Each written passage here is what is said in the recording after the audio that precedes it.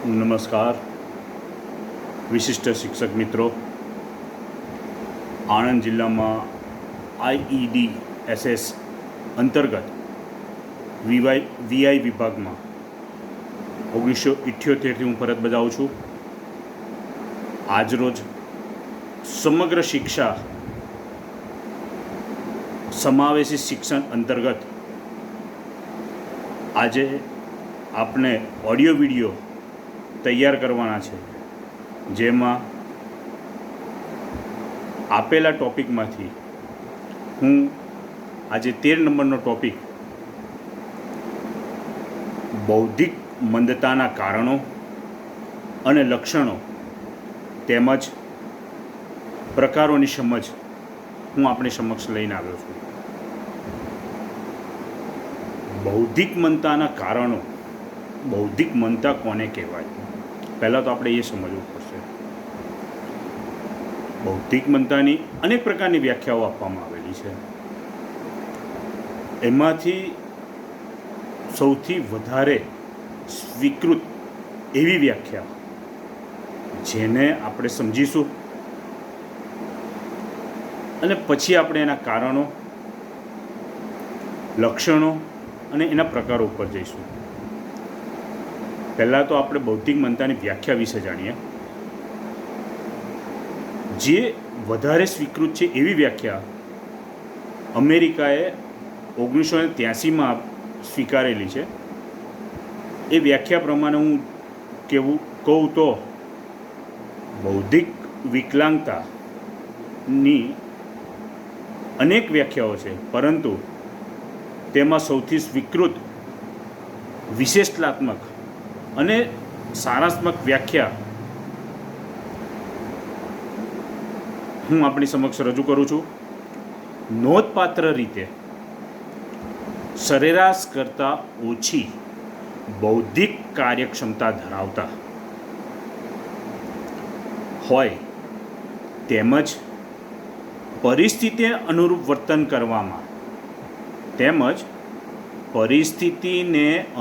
વર્તન કરવામાં બે કે તેથી વધુ ક્ષેત્રે મુશ્કેલી અનુભવતા હોય અને આ ક્ષતિ વિકાસાત્મક તબક્કા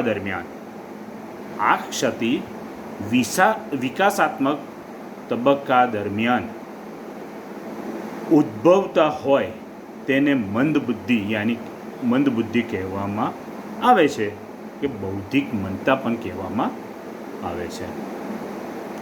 મિત્રો, આ વ્યાખ્યાનું જો આપણે થોડુંક વિશ્લેષણ કરીએ કે સરેરાશ કરતાં ઓછી બૌદ્ધિક કાર્યક્ષમતા ધરાવતા જે પણ કામગીરી કરવાની અંદર ના સમજ પડતી હોય, કદાચ કોઈક બોલ્યું અને એ કામ બોલીને સાંભળીને બેસી રહે, કારણ કે એને કોઈ એ બાબતમાં સમજ નથી પડતી, એવી જેની વિચારધારા ઓછી છે, એવા તેમજ પરિસ્થિતિ અનુરૂપ વર્તન કરવાની અંદર જે પણ મુશ્કેલીઓ પડતી હોય, કાં તો જે પણ મુશ્કેલી અનુભવે છે, આવી ક્ષતિના વિકાસમાત્મક તબક્કા દરમિયાન ઉદ્ભવેલી હોય તેને આપણે બૌદ્ધિક મંદતા કહી શકાય છે. મિત્રો, આ વાત સ્પષ્ટ થઈ ગઈ. આ વ્યાખ્યા American association for the mentally રિટાર્ડેડની 1983માં આપેલી હતી અને તેની નોંધ થઈ હતી એ દરમિયાન. આ વ્યાખ્યાની હજુ વિશેષ સમજૂતી જે કરવા જઈએ તો આપણે સરેરાશ કરતાં ઓછી શબ્દનો અર્થ પ્રમાણિત બુદ્ધિ પરીક્ષણો દ્વારા પ્રાપ્ત થયેલ 70 કે તેથી ઓછો બુદ્ધિઆંક ધરાવતા વ્યક્તિઓ થાય છે. જે સરેરાશ કરતાં ઓછો શબ્દ આપણે વ્યાખ્યામાં જોયો એ પ્રમાણે પરિસ્થિતિને અનુરૂપ વર્તન એટલે કે બાળકની ઉંમર, એની જાતિ, એનો સમાજ અને સંસ્કૃતિને ધ્યાનમાં રાખીને એ સમજૂતીને આપણે ધ્યાનમાં રાખીએ તો એના ઉપર આપણે વિશ્લેષણ કરીએ કે પરિસ્થિતિને અનુરૂપ એનું વર્તન કેવું છે.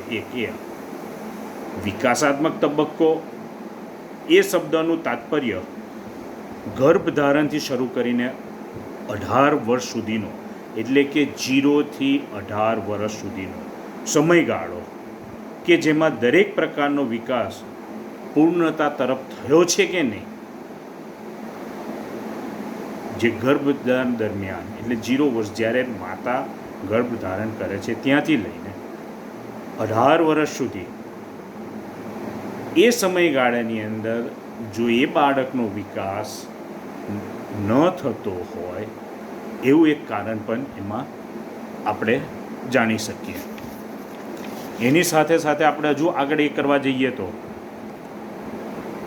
માનસિક મંદતા સાથે જોડાયેલા વ્યક્તિની વર્તન કાર્યપ્રણાલીમાં સારભૂત સમિતતા જોવા મળે છે.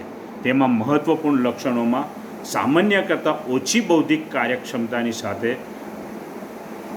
વધુ ક્ષેત્રો અસર કરતા જોવા મળે છે. જેમ કે આવા વ્યક્તિઓ વાતચીત, પોતાની જાતની સંભાળ લેવામાં, ઘરેલું પ્રવૃત્તિઓમાં, સામાજિક કૌશલ્યો, સમાજના વિભિન્ન ક્ષેત્રોનો ઉપયોગ કરવામાં, સ્વયં દ્વારા નિર્દેશિત વ્યવહારોમાં, સ્વાસ્થ્ય અને સલામતીના ક્રિયાત્મક શિક્ષણ અને નવરાશમાં સમયની પ્રવૃત્તિમાં, જેમાં કે 2 થી વધુ ક્ષેત્રોમાં સીમિતતા હોય, આવા બૌદ્ધિક મંદતાના લક્ષણો 18 વર્ષ સુધી જોવા મળતા હોય છે. આવા લોકોની અંદર માનસિક વિકાસનો રૂધાઓ કે મંદબુદ્ધિતા, વ્યક્તિના નામના વિકાસની થંભી ગયેલી અથવા અપૂર્ણ સ્થિતિ વિશે બુદ્ધિના સામાન્ય કરતાં ઓછા હોવાનું લક્ષણ ધરાવતા હોય છે. આવા બૌદ્ધિક મંદતાવાળા બાળકોમાં જોવા મળતા લક્ષણો વિશે આપણે વાત કરીએ તો બૌદ્ધિક મંદતા વિકાસની મંદ અથવા ધીમી પ્રક્રિયા છે. બૌદ્ધિક મંદતા એ માનસિક વિકાસની મંદ અથવા ધીમી પ્રક્રિયા છે. તે એક પરિસ્થિતિ છે પણ રોગ નથી મિત્રો. આવી પરિસ્થિતિ ધરાવનાર વ્યક્તિઓને સમયવક વ્યક્તિઓની તુલનામાં ઓછી માનસિક ક્ષમતા અથવા તો ઓછું બૌદ્ધિક સ્તર ધરાવતી હોય તેના સામાન્ય લક્ષણો કેવા હોઈ શકે? કાં તો ગરદન ટટ્ટાર રાખવી, બેસવું, ઘૂંટણિયા ભરવા જેવા કે વિકાસમાં તબક્કામાં રોજિંદા ક્રિયાઓ શીખવવી ધીમી થવી, જમવા બેસતો હોય તો કેવી રીતે જમવું, સવારમાં ઉઠીને બ્રશ કરવું કે નહીં, નાહવું ધોવું કે નહીં, કપડાં બદલવા, કોની આગળ કપડાં બદલવા, ક્યાં જઈને કપડાં બદલવા, શું કરવું, પોતાના શર્ટના બટનો આડાવરા નાખવા, શર્ટ આપણે સીધો પહેર્યો છે કે નહીં. આવા અનેક પ્રકારોના જે વિકાસની અંદર બીજાને જોઈને પણ ન શીખી શકતા હોય એવા શર્ટના બટનો નાખવામાં કદાચ ઉપર નીચે થઈ જવા,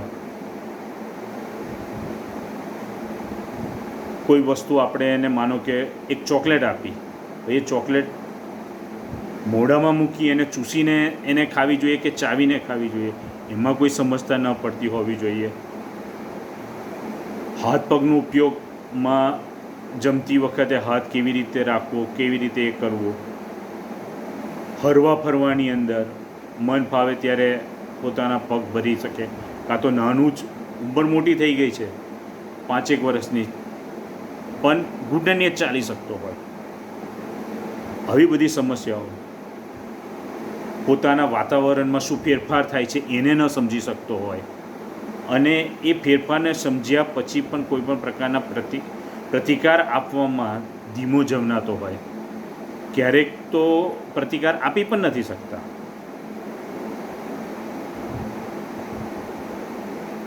પોતાના વિચારો, જરૂરિયાતો અને લાગણીઓ હવે વ્યક્તિ ક્યારે પણ સામેવાળી વ્યક્તિને કાં તો પોતાના નજીકના વ્યક્તિને ક્યારેક કહી નથી શકતી.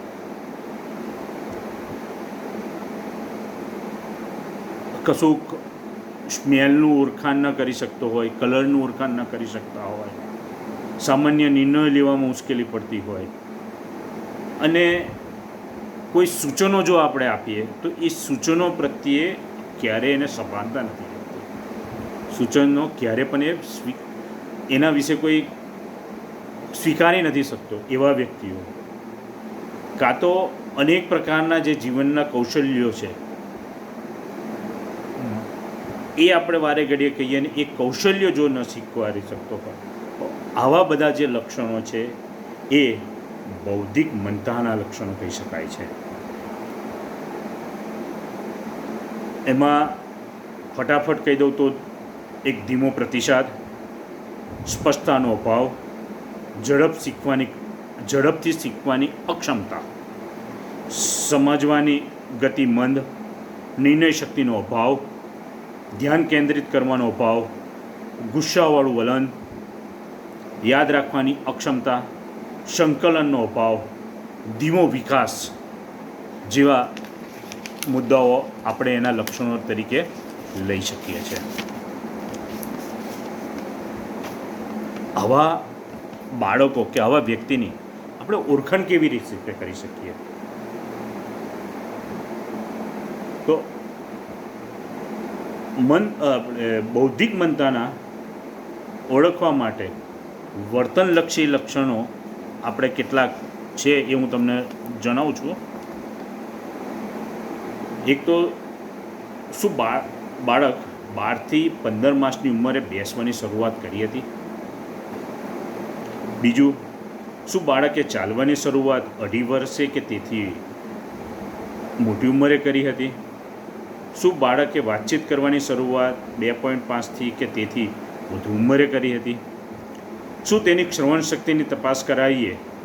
જો કરાવેલ હોય તો સામાન્ય મર્યાદાઓની અંદર શું એ શ્રવણ કરી શકે છે?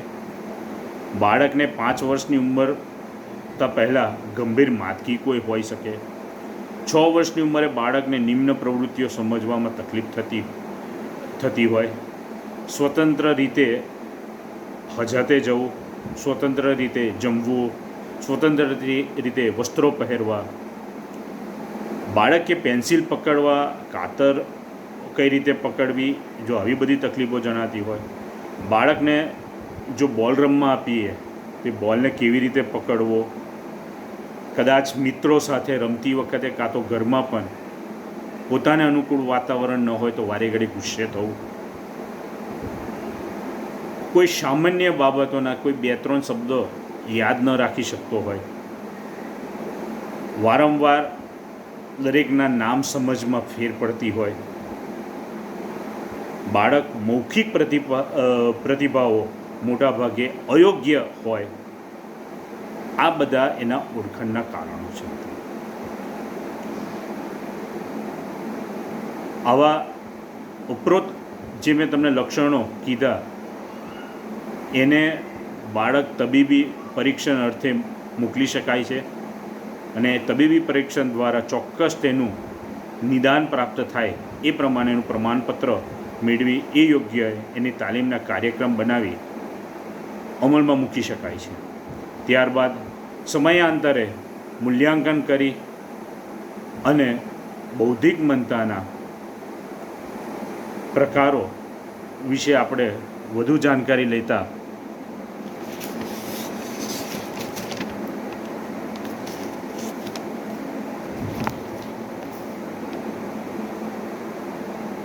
બૌદ્ધિક મંતાના પ્રકારોનું જો આપણે વર્ગીકરણ કરવા આવીએ તો મનોવૈજ્ઞાનિક રીતે, શારીરિક દેખાવોના આધારે અને શૈક્ષણિક રીતે આપણે એનું આ એક વર્ગીકરણ કરી શકીએ છીએ.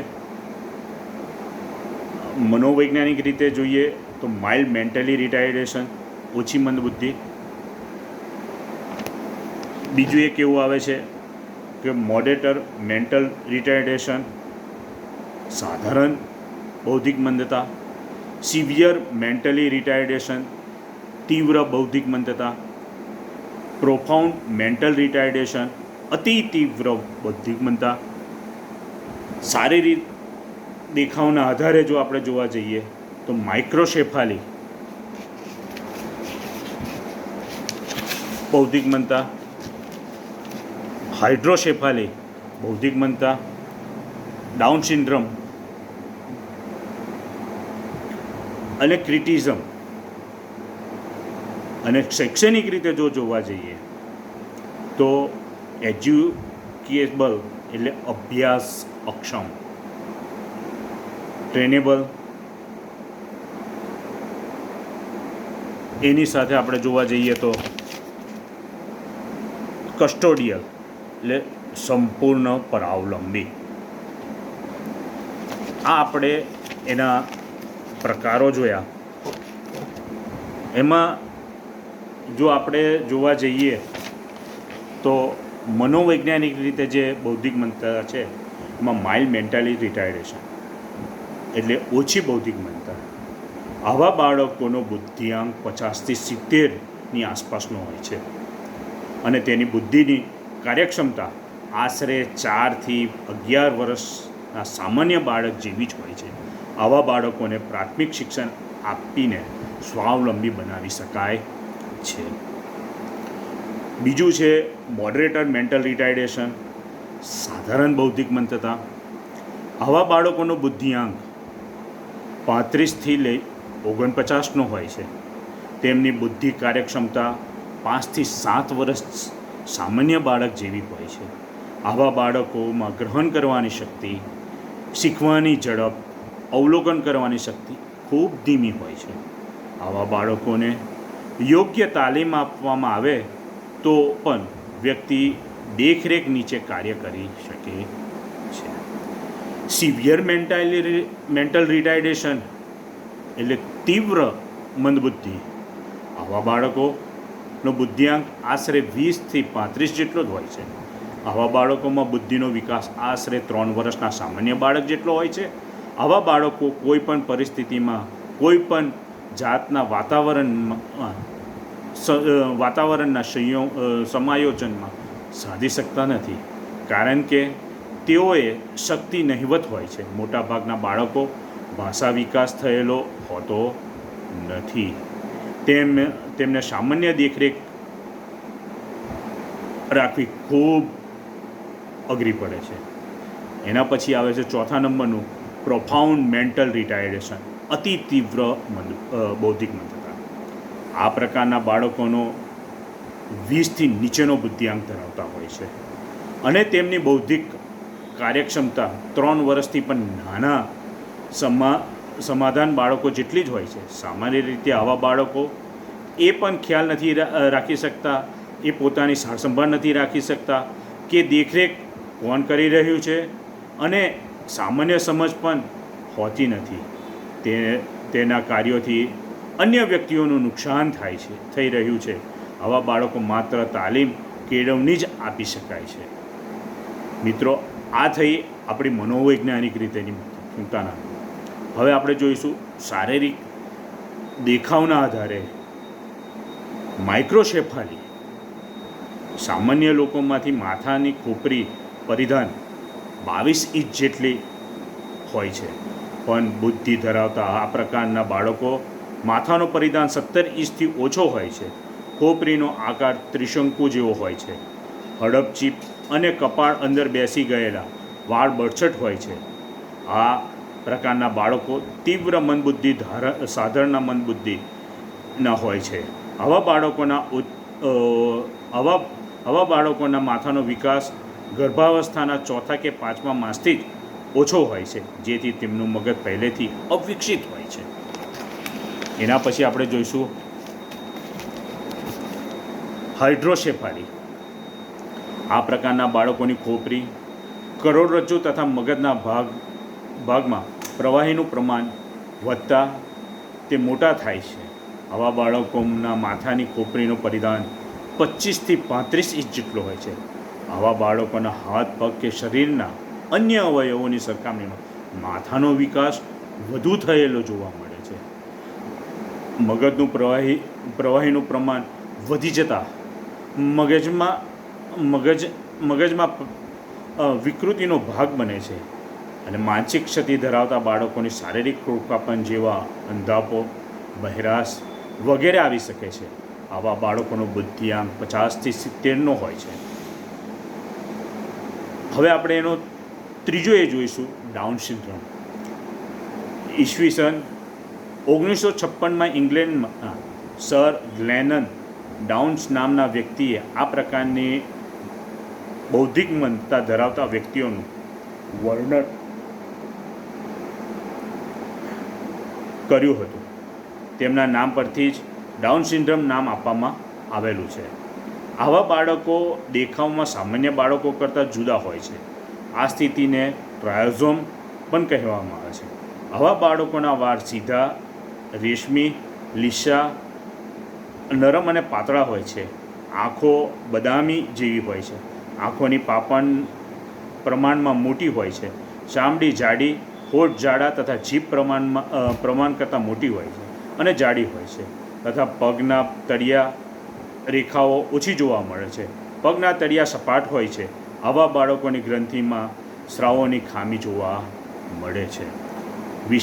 ક્રિટિઝમ નામનો ચોથા નંબરનો જે છે એમાં વિશ્વમાં આ પ્રકારની ખૂબ ઓછી મંદબુદ્ધિતા જોવા મળે છે. કંઠ ગ્રંથિમાં જડતા સ્રાવોને લીધે પરિસ્થિતિ ઉદ્ભવ થાય છે, જેમાં ઓડિયોનું પ્રમાણ 60% જેટલું હોય છે. ગ્રંથિના સ્ત્રાવ તથા માનસિક વિકાસ પર સીધી અસર કરે છે અને થાઇરોક્સિનના સ્ત્રાવનું પ્રમાણ ન જળવાતા તે વધઘટને લીધે માનસિક શારીરિક વિકૃતિ જોવા મળે છે. મિત્રો, હવે આપણે જોઈશું શૈક્ષણિક રીતેની બૌદ્ધિક મંદાઓમાં એજ્યુકેશનલ એટલે અભ્યાસ અક્ષમ. આવા બાળકોનો બુદ્ધિઆંક 50થી 70નો જોવા મળે છે. રોજિંદી પ્રક્રિયાઓમાં લગભગ સ્વતંત્રતા હોય છે. સ્વાદુ અને સરળ ગણિત શીખી શકે છે. સામાન્ય વાંચન કરી શકે છે. સામાન્ય રીતે પ્રાથમિક શિક્ષણ લઈ શકે છે. બસ સ્વતંત્રતા જ કરે છે. આના પછી આવશે આપણે ટ્રેનેબલ એટલે તાલીમલક્ષી. આવા બાળકોનો બુદ્ધિઆંક 35થી 49ની વચ્ચે જ હોય છે. તાલીમ દ્વારા બાળકો રોજિંદી ક્રિયાઓમાં